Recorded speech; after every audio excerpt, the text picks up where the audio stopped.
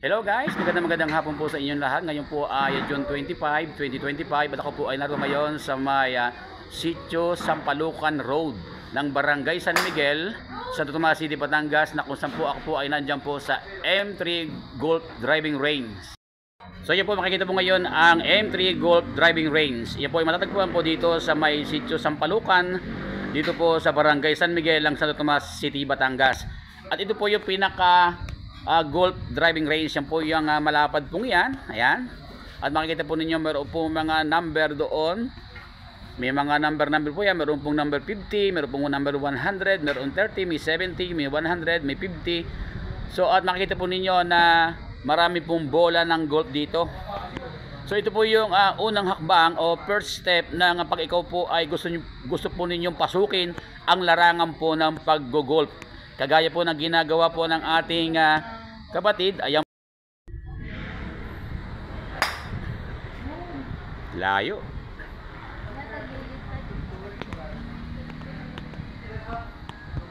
Ayan naman po ang papalo ngayon sa mga sandali pong ito. Ayan. Okay po, ma'am. Ayun.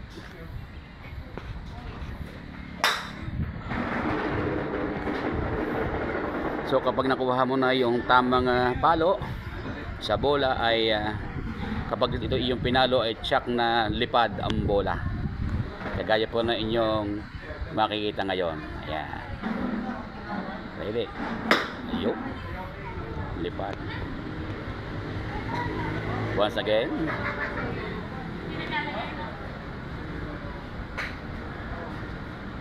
Ayan. At papaluin na po ang bola. Ayun. Salimpad na. Bago ka po sumabak sa mga larong golf ay dadaan ka muna sa ganitong uri ng practice. Yan. At tunay nga po yung mga nagtuturo dito ay marami pong kaalaman na sa pagtuturo po ng golf na maituturo po sa mga taong magsasadya dito po sa M3 Golf Driving Range. Dito po sa Sampalucan Road, Barangay San Miguel ng Santo Tomas City, Batangas. At alam po ninyo, ang pag-aaral po ng ganito po ay hindi po basta-basta at talaga naman po kinakailangan po na ika nga ay nasa tamang postura. So yan po, at papaluin po niya ang bola sa mga oras na ito. Ayun, salayin pa, ayun. Again, ayan. Nilagay po yung bola. Ayan. Titirahin na po yan. Up. Iyo, kalampag na naman. Iyo, layo.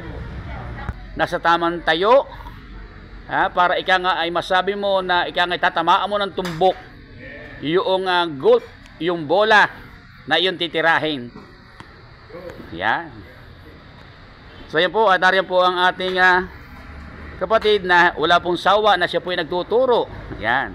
Para po ika nga ay matuto yung tao na gusto niyang maturuan, yung tao na ika nga ay sumabak po pagdating ng araw sa professional na laban. At hindi lamang po lahat ng naglalaro po ng golf ay para po makatungtong sa ika nga ay sa mga labanan, kundi ito po ay para ma-experience. Ayan. Tingnan nyo. Sa pagtuturo po ng ating kapatid ay nakukuha na po ang mga estilo o mga style kung paano po paluin ang bola. Ayan. Ayan.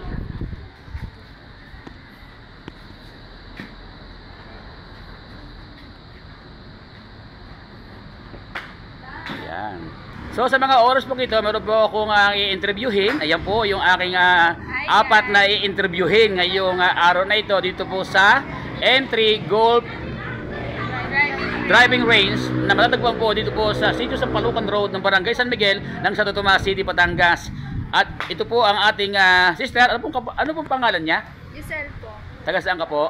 San Miguel lang dito. Ilang taon na nagtatrabaho dito sa golf na ito, dito sa M3 Golf Driving Range? Magka 2 years na po. Nag-aaral ka pa? Yes po. Saan ka napasok? Sa TI po. Sa TI ka napasok. Ang ibig sabihin, anong tawag sa iyo? Na bilang nagtatrabaho pumapasok, anong tawag doon? Working student. Yun, working student.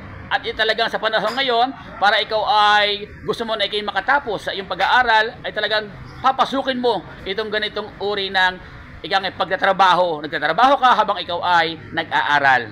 Opo. At si ma'am, ano po pangalan nila?